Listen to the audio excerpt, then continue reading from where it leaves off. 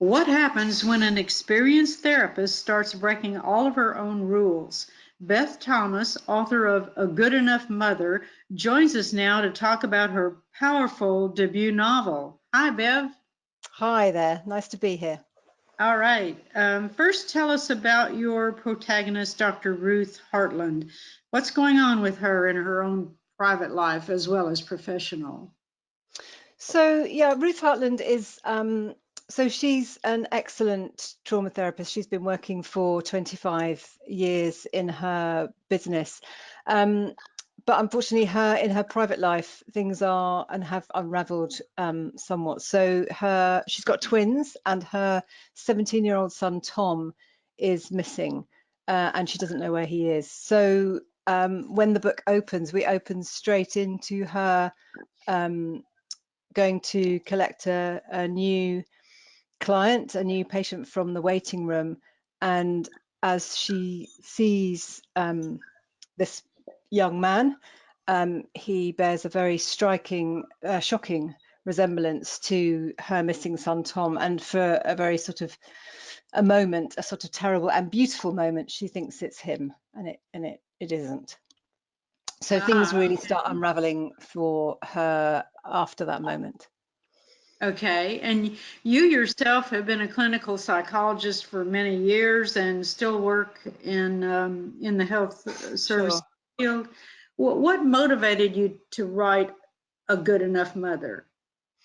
Well, a number of things really. I mean, I did work clinically as a psychologist, clinical psychologist for, as you say, quite a few years. I then work now in mental health and other services, predominantly with staff teams. I mean, I think my way into the story really was through, I wanted to explore grief and loss in particular.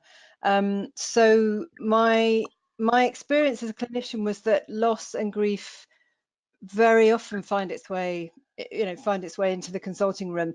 It doesn't necessarily have to be bereavement or a missing person, but it could be loss of all sorts of things, really. Loss of identity, loss of job, loss of status, or loss of a relative through illness or mental health or drug problems. So I found that sort of grief and loss was quite a really big deal. So I was quite keen to explore it, but I was also very reluctant in some ways to set a book in the world that I worked. And I suppose it was only when I kind of flipped things around and started to think, oh, well, my protagonist could actually be the therapist, that things started to really take off for me then. So the idea that she was a mother who was grieving.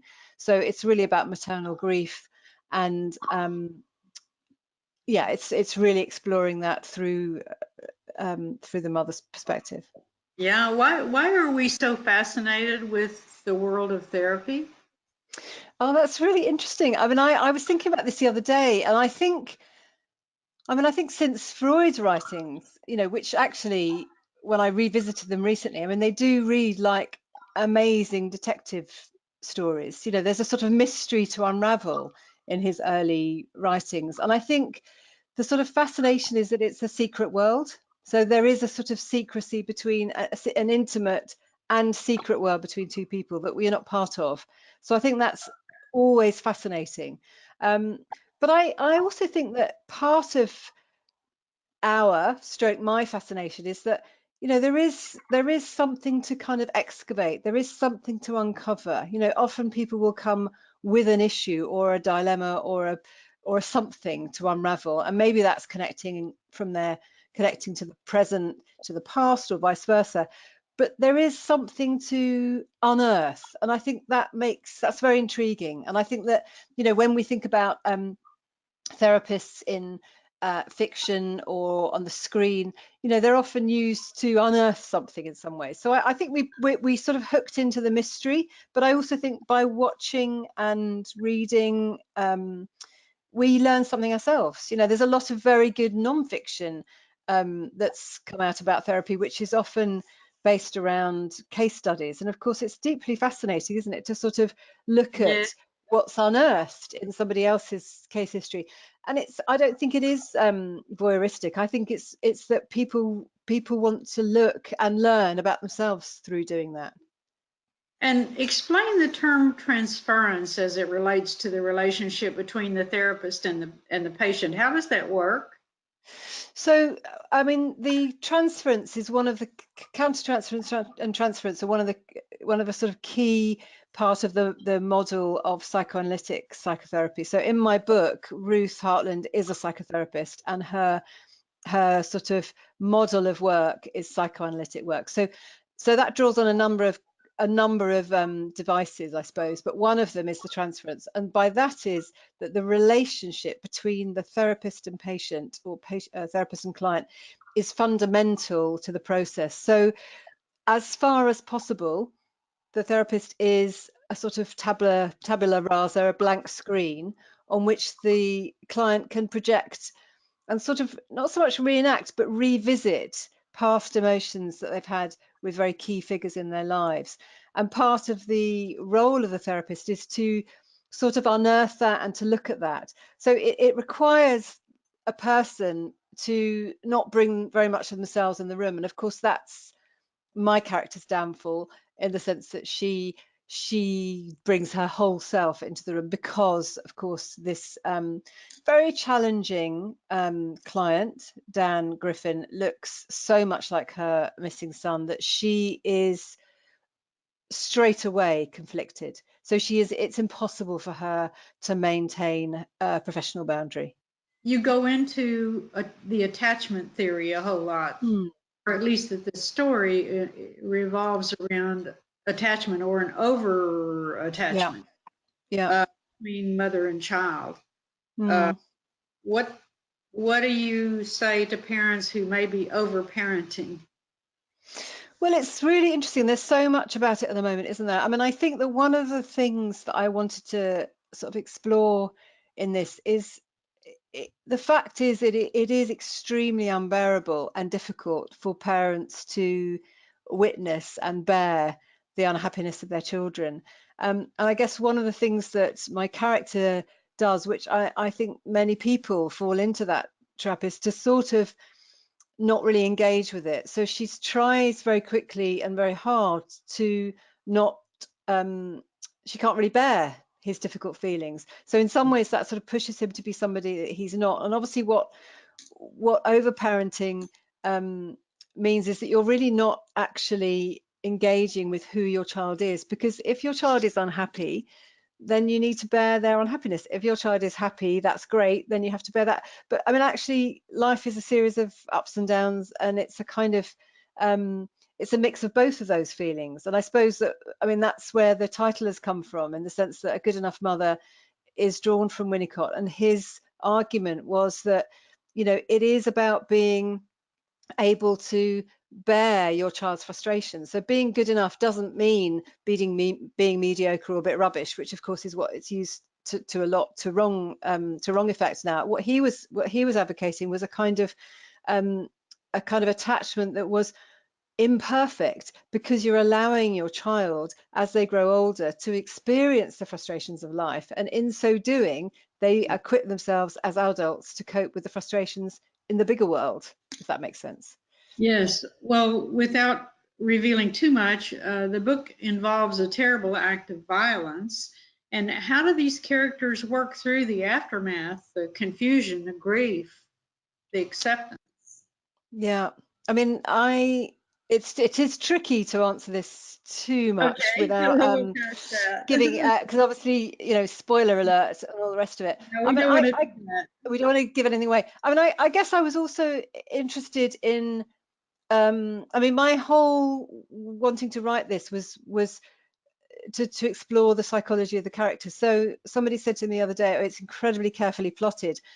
Now, I know it may appear to be that carefully plotted, but in fact, my interest really was always making the characters make psychological sense. So every step of the way, it had to be, what would this person do in this situation? So the kind of plot rolled out from the characters, as it were. So I was very interested in looking at the build up to something terrible happening, but also to think, you know, what happens afterwards. And I guess, you know, in many ways, the book is set in a trauma unit. It is exploring trauma. So the people who come into Ruth Hartland's clinic are people who have experienced a sudden and often very tragic and difficult life event. And what she is exploring with them is the aftermath of that. So I guess I was very interested in seeing that mirrored in the book too. This is your very first novel. What were some of the challenges you faced in writing the story? Well, it's interesting. I have been writing other things which haven't sort of just come together really, and I think my steering clear of my world that I know was probably something I was kind of not necessarily deliberately doing, but I was thinking, well, I've got to sort of set it somewhere else, or I've got to set it in another century. So I sort of went round the houses a lot, really, writing things that perhaps weren't kind of my real genre or métier somehow. So I think once I'd set it there, I mean, I personally really love picking up a book and opening it and being sort of immersed in a world that I may know nothing about. So I guess I'd underestimated how other people might enjoy that in the world of psychotherapy. So I think the challenge for me was the run up to it rather than the kind of doing of the book. Once the story had unfolded for me, which it did quite quickly, so I knew the end very much from the beginning when I started. Um, it was really very enjoyable process developing the characters. So the world is absolutely real and authentic because I've sort of lived in it, and of course the characters are all made up from my imagination. So it was a really lovely thing to do, to have both of in some ways. Right. Very interesting, really. Was it difficult for you to find an agent or a publisher? Tell us a little bit about your publishing journey. Sure. Well, um, I I'd been on a sort of, I'm sure you have them in the States as well, some sort of residential writing week. So I'd been on one of those, and I was working on this novel at the time, and I had some very good feedback from the tutor there. And at some point, so I'd finished a draft of the book. I sent it off to an agent that had come highly recommended to me, and she was really interested straight away and wanted to see the rest, but it wasn't quite ready to send the whole thing to her. So it took me really some months, nearly a year, to get the thing exactly how I wanted it to be. And then really things moved. She took me on straight away, and things moved really quickly after that. And then we were lucky enough to be able to choose from a number of publishers in the UK. And then I was absolutely delighted to have a fantastic publisher in the States. So really, really been an amazing process. Yeah, lovely. Yes, yes. Do you have other stories in mind, and when can we expect to see them? Oh, that's interesting. Well, I have been working on another story, and I think I can't really say too much about it. It's sort of early days, but it's been really lovely this week, actually, just getting down to some new, fresh writing, because the process of editing, um, obviously this is an all new experience for me, but it has, you're very much still anchored to the same book for a long time. So it's been a really lovely experience to start writing something new. So watch this space. I shall hopefully have something to be more deeply involved with in the next few months. Yeah. Yeah, very good. Do you have any advice for writers who are trying to break into publishing, specifically if they're writing about parenting and violence? Mm.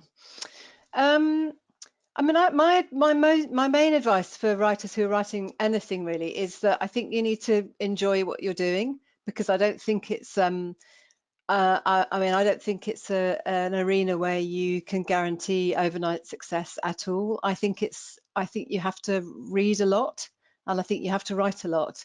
And I think that those are the two things that worked for me. I think that I think Stephen King says that all the time. He says he doesn't understand writers who want to write who don't read other people's books.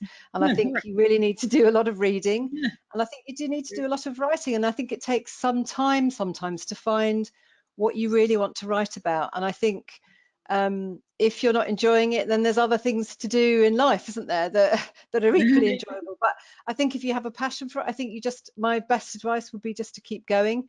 and something will emerge. But I think you just have to persevere and be very persistent. Right. Well, Bev Thomas, thank you very much for being with us today. Thank you very much for having me. It's been delightful. You're welcome. Okay, that's Bev Thomas, author of Good Enough Mother, just out from Pamela Dorman Books, Viking, and imprint of Penguin Random